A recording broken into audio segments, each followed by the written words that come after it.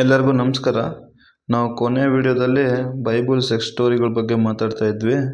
ಅದರಲ್ಲಿ ಆದಿಕಾಂಡ 38ನೇ ಅಧ್ಯಾಯದಲ್ಲಿ ಬರೋ ಮೈದುನ ಅತ್ತಿಗೆ ಸೆಕ್ಸ್ ಸ್ಟೋರಿ ಹಾಗೂ ಮಾಮ ಸೊಸೆ ಅಂದರೆ ಯೂದ ತಾಮರ್ ನಡುವೆ ನಡೆದ ಒಂದು ಸೆಕ್ಸ್ ಬಗ್ಗೆ ಮಾತಾಡ್ಕೊಂಡಿದ್ವಿ ಭಾಗ 1ರಲ್ಲಿ. ಈಗ ಅದರದೇ ಮುಂದುವರೆದ ಭಾಗವಾಗಿ ಈಗ ಅದೇ ಆದಿಕಾಂಡದಲ್ಲಿ ಬರೋ 19ನೇ ಅಧ್ಯಾಯ. ಇಲ್ಲಿ ಬಂದು ತಂದೆ ಮಗಳು ಅಂದರೆ ಲೋತು ಅಂತ ಒಬ್ಬ ತಂದೆ ಇರ್ತಾನೆ. ಅವನಿಗಿಬ್ಬರು ಮಕ್ಕಳು ಇರ್ತಾರೆ. ಆ ಇಬ್ಬರು ಮಕ್ಕಳು ಹಾಗೂ ಈ ತಂದೆ ನಡುವೆ ಒಂದು ಲೈಂಗಿಕ ಕಥೆ ಇವತ್ತಿನ ಭಾಗದಲ್ಲಿ ವಿಚಾರಿಸ್ಕೊಳ್ಳೋಣ. ಇಲ್ಲಿ ಲೋತು ಯಾರು ಅಂತ ನೋಡೋದಾದರೆ ಇದಕ್ಕಿಂತ ಮುಂಚೆ ಒಂದು ಸಣ್ಣ ಘಟನೆ ನಡೆಯುತ್ತೆ. ಅದೇನೆಂದರೆ, ಲೋತನಿಗೆ ಹೆಂಡತಿ ಇರ್ತಾಳೆ, ಇಬ್ಬರು ಮಕ್ಕಳ ಜೊತೆ ಆ ಮಕ್ಕಳಿಗೆ ನಿಶ್ಚಯ ಕೂಡ ಮಾಡಿರ್ತಾನೆ. ಅಳಿಯಂದ್ರು ಇಬ್ಬರು ಹುಡುಗರನ್ನ ನೋಡಿರ್ತಾನೆ. ಸೊದೋಮ ಗೊಮೋರನ ನಗರದಾಗ ಇವರು ವಾಸ ಮಾಡ್ತಿರ್ತಾರೆ. ಆದರೆ ಅಲ್ಲಿ ಏನಾಗುತ್ತೆ ಅಂದರೆ, ಯೆಹೋವಗೆ ಈ ಸೊದೋಮ ಗೊಮೋರ ನಗರಗಳ ಮೇಲೆ ತುಂಬ ಸಿಟ್ಟು ಬಂದ್ಬಿಡುತ್ತೆ.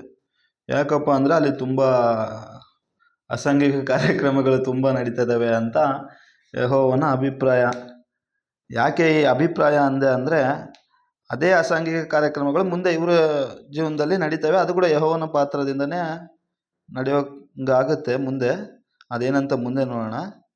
ಇಲ್ಲಿ ಏನಾಗುತ್ತೆ ಅಂದರೆ, ಇಬ್ಬರು ದೂತರನ್ನ ಕಳಿಸಿರ್ತಾನೆ ಯೆಹೋವ ಸೊದೋಮ ಗೊಮೋರ ನಗರಗಳಿಗೆ. ಆ ದೂತರು ಬರುವಾಗ ಈ ಲೋಟ ಏನಿರ್ತಾರೆ ಅವನು ಊರು ಬಾಗಿಲಿನ ಹತ್ರ ಅಲ್ಲೇ ಕುಂತ್ಕೊಂಡಿರ್ತಾನೆ. ಆಗ ಈ ಇಬ್ಬರು ದೂತರು ಬರ್ತಾರೆ. ಇವ್ರನ್ನ ನೋಡಿ ಇವನು ಮನೆಗೆ ಕರ್ಕೊಂಡು ಹೋಗ್ತಾನೆ. ಅಂದರೆ ಅವರು ಹೊರಗಡೆ ಉಳಿಯೋದು ಬೇಡ ಅಂತ ಉದ್ದೇಶದಲ್ಲಿ ಇವನು ಮನೆಗೆ ಕರ್ಕೊಂಡು ಹೋಗ್ತಾನೆ ಅವ್ರನ್ನ ಒಪ್ಪಿಸಿ. ಆಗ ಅವರು ಮನೇಲಿ ಇರುವಾಗ ನೈಟ್ ಆಗುತ್ತೆ. ನೈಟ್ ಆದಾಗ ಅಲ್ಲೊಂದು ಘಟನೆ ನಡೆಯುತ್ತೆ. ಏನಪ್ಪ ಅಂದರೆ, ಆ ಸೊದೋಮ ಗೊಮೋರ ನಗರದ ಯುವಕರು, ವಯಸ್ಸಾದವರು ಎಲ್ಲರೂ ಗಂಡಸರೇನಿರ್ತಾರಲ್ಲ ಅವರು ಇವನ ಮನೆ ಹತ್ರ ಬರ್ತಾರೆ. ಬಂದು ಕದ ತಡ್ತಾರೆ. ಯಾಕಪ್ಪ ಅಂದರೆ, ಈ ಗೇ ಸೆಕ್ಸು ಅಂದರೆ ಗಂಡು ಮಕ್ಕಳು ಲೈಂಗಿಕವಾಗಿ ಕಲಿಯೋದು ಇವುದರಲ್ಲಿ ಸಾಧಾರಣ ಅನಿಸುತ್ತೆ. ಆಲ್ಮೋಸ್ಟ್ ಅಲ್ಲಿ ಬೈಬಲಲ್ಲೆಲ್ಲ ಅದೇ ಇದೆ. ಹಂಗೆ ಆ ಉದ್ದೇಶದಿಂದ ಅಂದರೆ ಅವರು ಇಲ್ಲಿ ನೋಡಿ, ಇಲ್ಲಿ ಏನಿದೆ ಅಂದರೆ, ಅವರು ಮಲಗುವುದಕ್ಕಿಂತ ಮುಂಚೆ ಹುಡುಗರು ಮುದುಕರು ಸಹಿತವಾಗಿ ಸೊದೋಮಿನ ಪಟ್ಟಣದವರೆಲ್ಲರೂ ಒಗ್ಗಟ್ಟಾಗಿ ಮನೆಯನ್ನು ಸುತ್ತಿಕೊಂಡು ಲೋಟನಿಗೆ, ಈ ರಾತ್ರಿ ನಿನ್ನ ಬಳಿಗೆ ಬಂದ ಮನುಷ್ಯರು ಎಲ್ಲಿ? ಅವರನ್ನು ಹೊರಕ್ಕೆ ತಂದುಕೊಡು ಬಾ, ಅವರೊಡನೆ ನಮಗೆ ಸಂಗಮವಾಗಬೇಕೆಂದು ಕೂಗಿ ಹೇಳಿದರು. ಲೋಟನು ಅವರ ಬಳಿಗೆ ಹೊರಕ್ಕೆ ಬಂದು ತನ್ನ ಹಿಂದೆ ಕದ ಹಾಕಿ, ಅಣ್ಣಂದಿರೇ, ಈ ಪಾತಕವನ್ನು ಮಾಡಬೇಡಿರಿ. ಕೇಳಿರಿ, ನನಗೆ ಪುರುಷರನ್ನರಿಯದ 2 ಹೆಣ್ಣು ಮಕ್ಕಳು ಇದ್ದಾರೆ. ಅವರನ್ನಾದರೂ ನಿಮಗೆ ತಂದು ಒಪ್ಪಿಸೇನು. ಮನಸ್ಸು ಬಂದಂತೆ ಮಾಡಬಹುದು. ಆದರೆ ಆ ಮನುಷ್ಯರು ನನ್ನ ಆಶ್ರಯಕ್ಕೆ ಬಂದವರು, ಅವರಿಗೇನು ಮಾಡಕೂಡದು ಎಂದು ಹೇಳಲು ಅವರು, ದಾರಿ ಬಿಡು ಎಂದು ಹೇಳಿ, ಇವನು ಯಾರೋ ಒಬ್ಬ ಪರದೇಶಿಯಾಗಿ ಬಂದು ಈಗ ನ್ಯಾಯ ಹೇಳುವವನಾಗಬೇಕೋ? ಅದೇ ಈ ಮುಂಚೆ ಹೇಳ್ದಂಗೆ ಯುವಕರು ವಯಸ್ಸಾದವರೆಲ್ಲ ಬಂದು ಅವ್ರನ್ನ ಹೊರಗೆ ಕರಿ ಅಂತ ಹೇಳಿದಾಗ ಇವನು ನೋಡಿ ಏನಂತ ಹೇಳ್ತಾವನೆ ಇಲ್ಲಿ, ಅಣ್ಣಂದಿರೇ, ಈ ಪಾತಕವನ್ನು ಮಾಡಬೇಡಿರಿ. ಕೇಳಿರಿ, ನನಗೆ ಪುರುಷರನ್ನರಿಯದ 2 ಹೆಣ್ಣು ಮಕ್ಕಳು ಇದ್ದಾರೆ. ಅವರನ್ನಾದರೂ ನಿಮಗೆ ತಂದು ಒಪ್ಪಿಸೇನು. ಮನಸ್ಸು ಬಂದಂತೆ ಮಾಡಬಹುದು. ನೋಡಿ, ಈ ಲೋಟನು ಎಷ್ಟು ನೀತಿವಂತ ಅಂದರೆ, ಆಶ್ರಯ ಪಡ್ಕೊಂಡು ಅವ್ರು ಬಂದರೆ ನಿಜ, ಅತಿಥಿ ಸತ್ಕಾರ ಮಾಡಬೇಕು ನಿಜ. ಆದರೆ ಇವನು ಏನು ಹೇಳ್ತಾವನೆ, ಯಾಕೆ ಹೀಗೆ ಮಾಡ್ತಿದ್ರೆ, ನೀವು ತಪ್ಪು ಮಾಡ್ತಿದ್ರಿ, ಮಾಡಬೇಡ್ರಿ ಅಂತ ಅವ್ರನ್ನ ಎದುರಿಸ್ತಾ ಇಲ್ಲ. ಓಕೆ, ವಯಸ್ಸಾಗೈತೆ, ಇನ್ನೂ ಮತ್ತೊಂದು ಕಾರಣಗಳಿರ್ಬೋದು. ಆದರೆ ಇವನು ಇನ್ನೊಂದು ಏನು ಹೇಳ್ತಾವನೆ, ನನಗೆ 2 ಮಕ್ಕಳವ್ರೆ, ಅವ್ರು ಇನ್ನೂ ಪುರುಷರನ್ನ ಅಂದರೆ ಇನ್ನೂ ಮದುವೆ ಕೂಡ ಆಗಿಲ್ಲ ಅವ್ರಿಗೆ, ಅವ್ರನ್ನ ತಂದು ನಿಮಗೆ ಒಪ್ಪಿಸ್ತೀನಿ, ನೀವು ಏನಾದರೂ ಮಾಡ್ಕೊಳ್ಳಿ ಅಂತವನೆ. ಇಂಥ ನೀತಿವಂತ ಆದ ಲೋತು ಯೆಹೋವನ ದೃಷ್ಟಿಗೆ ತುಂಬ ಒಳ್ಳೆಯವನಾಗಿ ಕಾಣ್ತಾನೆ. ಇಲ್ಲಿ ಮುಂದೆ ಏನಾಗುತ್ತೆ ಅಂದರೆ, 2 ದೂತರು ಇವನ್ನ ಒಳಗೆ ಎಳ್ಕೊಂಡ್ಬಿಡ್ತಾರೆ, ಬಾಗ್ಲಾಕ್ಬಿಡ್ತಾರೆ. ಅವ್ರಿಗೆ ಏನೋ ಕಣ್ಣು ಕಾಣದ ಹಾಗೆ ಏನೋ ಮಾಡವ್ರೆ ಅಂತ ಇಲ್ಲಿರುತ್ತೆ. ಅವ್ರಿಗೆ ಬಾಗಿಲು ಏನೋ ಗೊತ್ತಾಗಿಲ್ಲ ಅಂತೆ. ಸೊ ಇವ್ರನ್ನೇನು ಮಾಡೋಕ್ಕಾಗಿಲ್ಲ. ಆದರೆ ಇವರು ಈ ಲೋಟ ಮಾಡಿದ ಕೆಲಸಕ್ಕೆ ಖುಷಿಯಾದ ಈ ದೂತರೇ ಹೇಳ್ತಾರೆ ಅವನಿಗೆ, ನಿಮ್ಮ ಹೆಂಡ್ರು ಮಕ್ಕಳನ್ನ ಕರ್ಕೊಂಡು ಊರು ಬಿಡು, ಊರೆಲ್ಲ ಸುಡ್ತೀವಿ ನಾವು ಅನ್ನೋ ಥರ ಹೇಳ್ತಾರೆ. ಊರೆಲ್ಲ ನಾಶ ಆಗುತ್ತೆ, ನೀನು ಇಲ್ಲಿಂದ ಹೊರಟೋಗು ಅಂತ ಹೇಳ್ತಾರೆ. ಆಗ ಇಲ್ಲಿ ಸ್ಟಾರ್ಟ್ ಆಗುತ್ತೆ. ಏನಪ್ಪ ಅಂದರೆ, ಇಲ್ಲಿ ಆ್ಯಕ್ಚುಲಿ ಇವನು ಊರು ಬಿಟ್ಟು ಬರುವಾಗ ಇವನು ಹೆಂಡ್ತಿ ಏನೋ ಹಿಂದೆ ತಿರುಗಿ ನೋಡಿದ್ಲು, ಉಪ್ಪು ಕಂಬ ಆಗ್ಬಿಟ್ಲು ಅಂತೆ. ಅಲ್ಲಿಗೆ ಅವನ ಹೆಂಡ್ತಿ ಚಾಪ್ಟ್ರು ಮುಗಿಯುತ್ತೆ. ಅವ್ರು ಅಳಿಯಂದ್ರು ಬರೋಕ್ಕೆ ಒಪ್ಪೋದಿಲ್ಲ ಇವನ ಜೊತೆ, ಇವನೇನೋ ತಮಾಷೆ ಮಾಡ್ತಾವನೆ ಅಂದ್ಕೊಂಡು ಅವರು ಬರೋಕ್ಕೆ ಒಪ್ಪೋದಿಲ್ಲ.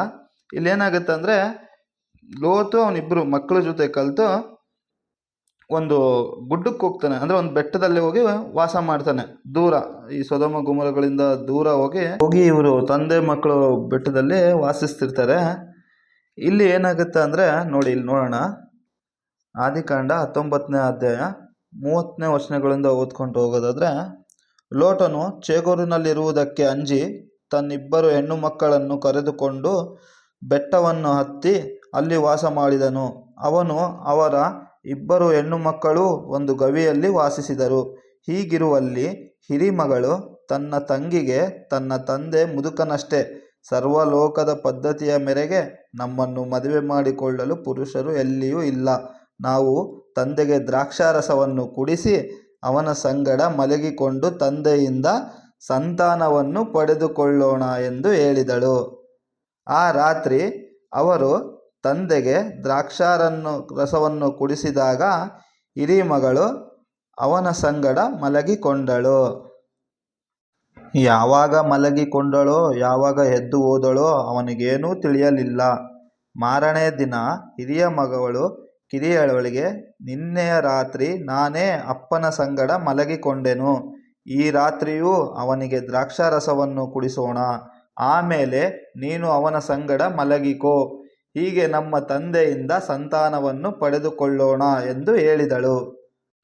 ಕೇಳಿದ್ರ, ಇವರಿಬ್ಬರು ಬೆಟ್ಟದಲ್ಲಿರುವಾಗ ಏನಾಗುತ್ತೆ ಅಂದರೆ, ಈ ಸೊದೋಮ ಗೊಮೋರ ನಗರ ಏನು ಸುಟ್ಟೋಗ್ಬಿಟ್ಟಿರುತ್ತಲ್ಲ, ಈ ಲೋತು ಮಕ್ಕಳು ಅಂದ್ಕೊಂಡ್ರಂತೆ ಪ್ರಪಂಚನೇ ನಾಶ ಆಗ್ಬಿಡ್ತು. ಅಂದರೆ ಆ್ಯಕ್ಚುಲಿ ಸುತ್ತಮುತ್ತ ಅವತ್ತಿಗೆ ಆಗಿನ ಕಾಲಮಾನಕ್ಕೆ ಸುತ್ತಮುತ್ತ ನಗರಗಳವೆ, ತುಂಬ ಮನುಷ್ಯರು ಅವರೇ, ಎಲ್ಲ ಚೆನ್ನಾಗಿ ನಡೀತಾ ಇದೆ. ಇಲ್ಲಿ ಇರೋ ಪ್ರಕಾರ ಇವಳಿಗೆ ಅನ್ನಿಸ್ತು ಪ್ರಪಂಚನೇ, ಇಲ್ಲೆಲ್ಲಿ ಯಾರು ಗಂಡು ಮಕ್ಕಳಿಲ್ಲ, ಉಳಿದವನು ಒಬ್ಬನೇ ನಮ್ಮ ತಂದೆ ಅಂದ್ಕೊಂಡು ಅವನಿಂದನೇ ಸಂತಾನ ಪಡೆಯೋಕ್ಕೆ ಅಕ್ಕ ತಂಗಿ ಪ್ಲ್ಯಾನ್ ಮಾಡ್ತವ್ರೆ. ಮುಂದೆ ಏನಾಗುತ್ತೆ ನೋಡೋಣ.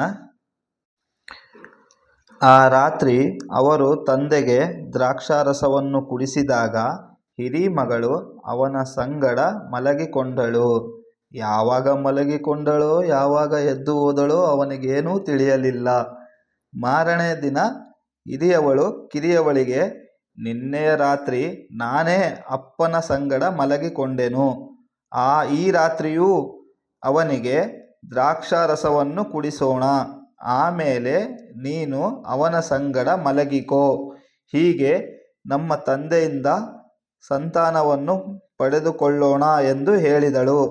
ಆ ರಾತ್ರಿಯೂ ಅವರು ತಂದೆಗೆ ದ್ರಾಕ್ಷಾರಸವನ್ನು ಕುಡಿಸಿದ ಮೇಲೆ ಕಿರಿಮಗಳು ಅವನ ಸಂಗಡ ಮಲಗಿಕೊಂಡಳು. ಅವಳು ಯಾವಾಗ ಮಲಗಿದಳೋ, ಯಾವಾಗ ಎದ್ದು ಹೋದಳೋ ಅವನಿಗೇನೂ ತಿಳಿಯಲಿಲ್ಲ. ಹೀಗೆ ಲೋಟನ ಇಬ್ಬರು ಹೆಣ್ಣು ಮಕ್ಕಳು ತಂದೆಯಿಂದ ಬಸುರಾದರು. ಇಲ್ಲಿ ಎಲ್ಲ ಸರಿ ಇದೆ. ನನಗೊಂದು ಸಣ್ಣ ಡೌಟು, ಈ ಕ್ರಿಶ್ಚಿಯನ್ಸೇ ತಿಳಿಪಡಿಸ್ಬೇಕು, ಕೆಳಗಡೆ ಕಾಮೆಂಟ್ಸಲ್ಲಿ ಹೇಳಿ. ಒಬ್ಬ ಗಂಡು ಮಗು ತನ್ನ ಅಂದರೆ ಅವನಿಗೆ ತಿಳಿದೆ, ಅಂದರೆ ಒಬ್ಬ ಗಂಡಸಿನ ಪಾತ್ರ ಇಲ್ಲದೆ, ಅವನ ಸಮ್ಮತಿ ಇಲ್ಲದೆ, ಅವನ ಬಾಡಿ ರೆಸ್ಪಾನ್ಸ್ ಮಾಡದೆ ಇರೋ ಪರಿಸ್ಥಿತಿಯಲ್ಲಿ, ಅಂದರೆ ಅವನು ಫುಲ್ಲು ನಶೆಯಲ್ಲಿ ಟೈಟಾಗಿ ಬಿದ್ದಾಗ ಒಬ್ಬ ಹೆಣ್ಣು ಹೋಗಿ ಅವನಿಂದ ಸಂತಾನ ಅಥವಾ ಗರ್ಭ ಪಡೆಯಲು ಸಾಧ್ಯನಾ? ಇದು ವೈದ್ಯಶಾಸ್ತ್ರದಲ್ಲೇ ಆದರೂ ಇನ್ಯಾವ ಶಾಸ್ತ್ರದಲ್ಲೇ ಸಾಧ್ಯ ಆಗಕ್ಕೆ ಚಾನ್ಸ್ ಐತಾ? ಇದನ್ನೇ ಕ್ರಿಶ್ಚಿಯನ್ಸ್ ಹೇಳಬೇಕು. ಸೊ ಇದು ಏನಪ್ಪ ಅಂದರೆ, ಈ ರೀತಿಯಾಗಿ ತಂದೆಯಿಂದ ಹಿರಿಮಗಳು ಮೊದಲನೇ ರಾತ್ರಿ ಅವನಿಗೆ ಕುಡಿಸಿ ಮಲಗ್ತಾಳೆ, ಕಿರಿಮಗಳು 2ನೇ ರಾತ್ರಿ ಕುಡಿಸಿ ಮಲಗ್ತಾಳೆ. ಬಟ್ ಕುಡಿದು 2 ರಾತ್ರಿ ಮಲ್ಕೊಂಡು ನಿನಗೇನು ಗೊತ್ತಾಗಿರಲ್ಲ ಪಾಪ. ಈ ಟ್ವಿಸ್ಟು ಚೆನ್ನಾಗದೆ. ಮುಂದೆ ಇವನು ತುಂಬ ಬಲವಾಗವನೇ, ನಮ್ಮ ಲೋತು ತುಂಬ ಕಷ್ಟ ಬಿದ್ದಂಗೆ ಅವನೇ. ಇವರಿಬ್ರಿಗೂ 2 ಗಂಡು ಮಕ್ಕಳು ಹುಡ್ತವೆ. ದೊಡ್ಡವಳಿಂದ ಹುಟ್ಟಿದವನ ಮಗು ಒಂದು ಜಾತಿಗೆ ಹೆಡ್ ಆಗ್ತಾನೆ, ಚಿಕ್ಕವಳಿಂದ ಹುಟ್ಟಿರೋ ಮಗು ಕೂಡ ಒಂದು ವಂಶದ ಮೂಲ ಪುರುಷ ಆಗ್ಬಿಡ್ತಾನೆ. ನೋಡಿ ಇಲ್ಲೈತೆ, ಹಿರಿಯವಳು ಗಂಡು ಮಗುವನ್ನು ಹೆತ್ತು ಅದಕ್ಕೆ ಮೋವಾಬ್ ಎಂದು ಹೆಸರಿಟ್ಟಳು. ಹಿಂದಿನವರೆಗೂ ಇರುವ ಮೋವಾಬ್ಯರಿಗೆ ಅವನೇ ಮೂಲ ಪುರುಷನು. ಕಿರಿಮಗಳು ಗಂಡು ಮಗುವನ್ನು ಹೆತ್ತು ಅದಕ್ಕೆ ಬೆನ್ನಮ್ಮಿ ಎಂದು ಹೆಸರಿಟ್ಟಳು. ಇಂದಿನವರೆಗೂ ಇರುವ ಅಮ್ಮೋನಿಯರಿಗೆ ಇವನೇ ಮೂಲ ಪುರುಷನು. ಕೇಳಿದ್ರ? ಹಿಂಗದೆ ನೋಡಿ ಬೈಬಲ್ ಕಥೆಗಳು. ಅಂದರೆ ಏನಂದರೆ ಇಲ್ಲಿ ಫಸ್ಟ್ ಆಫ್ ಆಲ್ ತಂದೆ ಮಕ್ಕಳ ಜೊತೆ ಈ ಥರ ಸಂಬಂಧ ಊಹಿಸ್ಕೊಳ್ಳೋದೇ ತುಂಬ ಕಷ್ಟ.